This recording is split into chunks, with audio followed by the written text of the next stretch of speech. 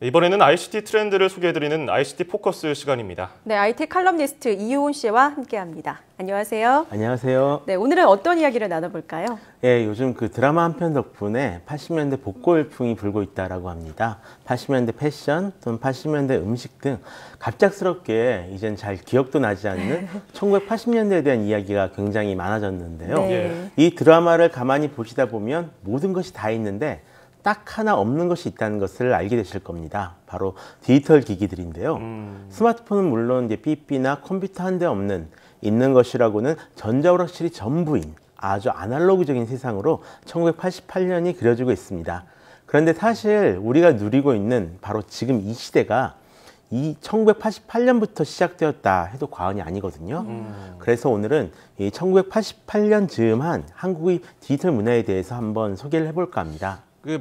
말씀하신 것처럼 88 서울올림픽을 즈음해서 예. 그 전후가 완전히 달라진 것 같아요. 굉장히 많이 달라졌죠. 예, 그래서 지금 이 디지털 ICT를 다룰 수 있는 예. 토대가 이때부터 마련된 게 아닌가 싶은데 컴퓨터 산업이 그럼 그때부터 어떻게 발전해 온 건가요? 예, 일단 그 우리나라가 컴퓨터 산업에 이 관심을 가진 시기는 굉장히 오래됐습니다. 예. 예를 들어서 실리콘밸리에 대한 이 특집 기사가 처음 작성된 것이 한 1983년쯤이라면 믿으시겠습니까? 오. 당시 정부에선 이 1983년을 정보 산업의 해로 선포했던 적이 있었는데요. 예. 이때를 기점으로 컴퓨터에 대한 관심이 굉장히 커지게 됩니다. 하지만 솔직히 이때의 관심은 컴퓨터를 무슨 만능 인공지능처럼 여기는 그런 것이었고요. 예. 그러다가 이 1988년을 거치면서 그 올림픽이 있었잖아요. 예. 이 88 서울 올림픽의 전산 시스템을 굉장히 많은 우여곡절 끝에 한국에서 자체적으로 개발해 성공적으로 운영하게 됩니다. 당시 한국은 이런 전산 시스템을 자체적으로 개발할 수 없는 좀 후진국이라는 평가가 지배적이었기 때문에 처음에는 대부분 성공할 수 있을 거라고 믿지 않았다라고 합니다. 예. 그런데 그 프로젝트를 훌륭하게 수행해냄으로써 국내 컴퓨터 산업에 대한 평가를 한 단계 높이게 되는 그런 계기가 되었습니다. 또 다른 하나는 이제 국가기관 전산망 사업이 있는데요. 국가행정망, 금융망, 교육연구망, 국방망, 공안망 등 5대 망을 이때 구축하기 위해 1983년서부터 추진되었던 이 사업 같은 경우엔 1987년서부터 이제 본격적으로 망을 깔게 됩니다. 예. 정부와 사회를 향한 일종의 초기 인프라를 깔았던 셈인데요. 여기서 중요한 것은 이와 함께 수천 대의 컴퓨터를 전국 관공서에 보급할 계획을 세움으로써 국내 컴퓨터 산업의 기반을 만들어줬다라는 사실입니다. 네. 예. 마지막으로 이때부터 본격적으로 이 개인용 PC 시대가 개막을 했습니다. 물론 MSX나 애플2 같은 이 8비트 컴퓨터 같은 경우는 예전부터 좀 저렴한 가격을 무기로 꽤 보급이 되어 있었지만 예. 본격적으로 집에서 이 컴퓨터 구입을 고려했던 것이 1989년 교육용 PC 선정 사업 때문이었는데요. 당시만 해도 초등학교에 컴퓨터가 거의 없었거든요. 예. 그래서 이때 초등학교에 약 1만 6천 대의 컴퓨터를 보급하려고 했던 계획이었습니다. 그러니까 학교에서 컴퓨터를 이제 가르치겠다는 거죠. 그러니까 아이들 교육을 위해서는 컴퓨터를 사야 한다, 이런 광고들이 많이 나오게 되고요. 이 사업으로 인해서 경쟁적으로 컴퓨터 가격이 좀 저렴해지기 시작합니다. 예. 한국 역사에서 처음으로 개인용 컴퓨터 시대가 열린 거죠. 지금 인터넷 커뮤니티 전신이라고 부를 수 있는 PC 통신도 이때부터 이용되기 시작했습니다. 컴퓨터 산업 변화에 대해 살펴봤는데 당시에 그 컴퓨터 문화는 어땠나요? 우선 제가 생각할 때 당시 컴퓨터 문화는 딱 두 가지였습니다. 하나는 게임이었고요. 다른 하나는 컴퓨터 프로그래밍이었죠. 지금은 이제 컴퓨터를 키면 할 것이 굉장히 많잖아요. 네. 근데 당시에는 그렇지가 전혀 않았었거든요.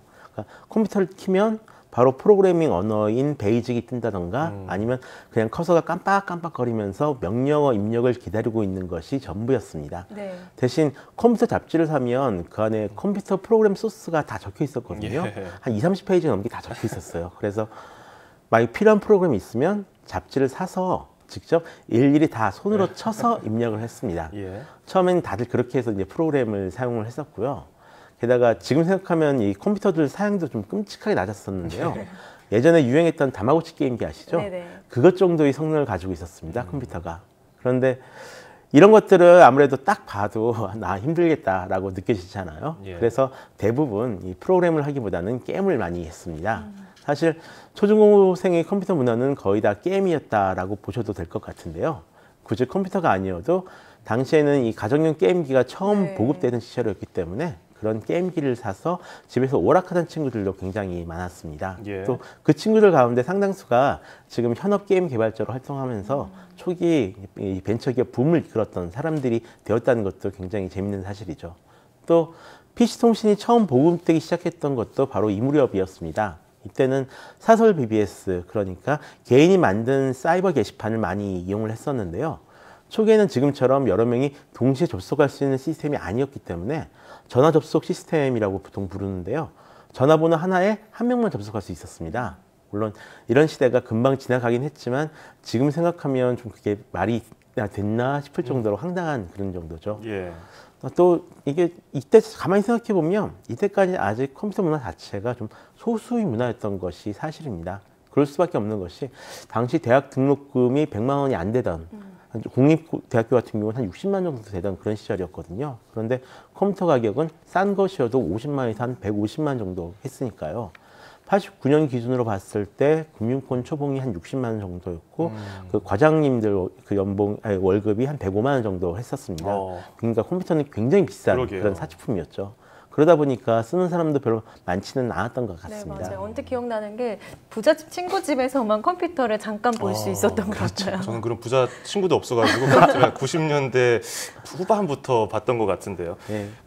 요즘에 다 가지고 있는 휴대전화, 이 휴대전화도 제가 알기로는 그때부터 시작이 됐다고 들었는데 어떻습니까? 네, 맞습니다.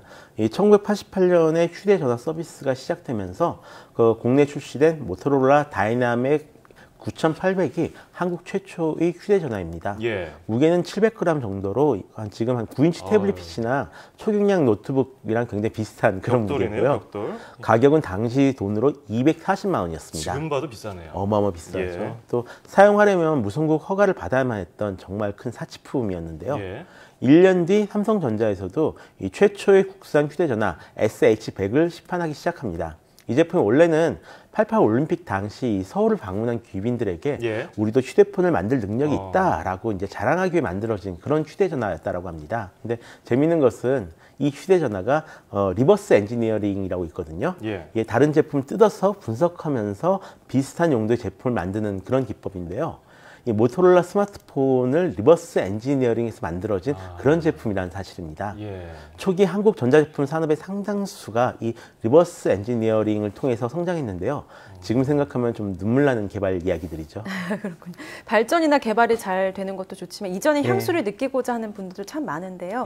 80년대 디지털 문화를 다시 느낄 수 있는 방법 어떤 것들이 있습니까? 일단 그 시간이 많이 흘렀기 때문에 네. 그때의 분위기를 그대로 즐기는 방법이 굉장히 많이 생겼습니다.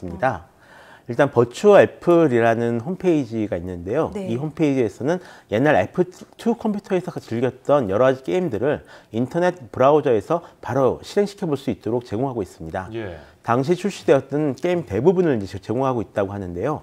옛 게임을 즐겨보신 분들이라면 잠시 추억의 시간으로 돌아가실 수 있을 것 같습니다. 물론 옛날 게임을 지금 다시 하려고 하면 굉장히 힘들다는 것은 각오를 하셔야 되고요. 예. 예. 또 FPGA 칩이라고 해서 이 하드웨어를 재프로그래밍 가능한 실리콘 칩이 있거든요. 이 칩을 이용해서 옛날 컴퓨터를 다시 복각시키기도 하는데요. 이 영상에서 보시는 컴퓨터가 바로 FPGA 칩을 이용해서 옛날 8비트 컴퓨터인 MXS를 다시 만든 원칩 MXS라는 컴퓨터입니다. 예. 작은 칩 하나에 옛날 컴퓨터 한 대를 그대로 집어넣은 그런 제품인데요. 새삼 그 어떤 기술의 발전이 굉장히 놀랍다라는 생각을 한번 하게 됩니다. 예. 또 옛날 게임의 느낌은 요즘 이제 픽셀 게임이라는 이름으로 계속 이제 살아남아 있습니다. 예. 제작 비용이 적게 들어간 편이라 이 소규모 독립 게임 개발자들이 많이 사용하는 그런 방식인데요. 지금 보시는 것은 PC용 게임인 브로포스라는 게임으로 작년에 꽤 많은 인기를 끌었던 게임입니다. 또 아이레코더라는 이름으로 스마트폰 스피커도 출시되어 있습니다. 80년대 카세트 플레이어를 그대로 닮은 모습이 특징인데요. 마치 카세트 테이프처럼 아이폰을 삽입하고 음악 플레이와 빨리 감기 등을 카세트 플레이어의 버튼으로 조절할 수 있는 것이 특징입니다. 보기만 해도 80년대 냄새가 좀 물씬 풍기는 네. 그런 제품이죠. 네, 참 재미있었습니다. 자, 지금까지 IT 칼럼니스트 이효은 씨와 함께 80년대 후반 디지털 문화에 대해서 알아봤습니다. 고맙습니다. 고맙습니다.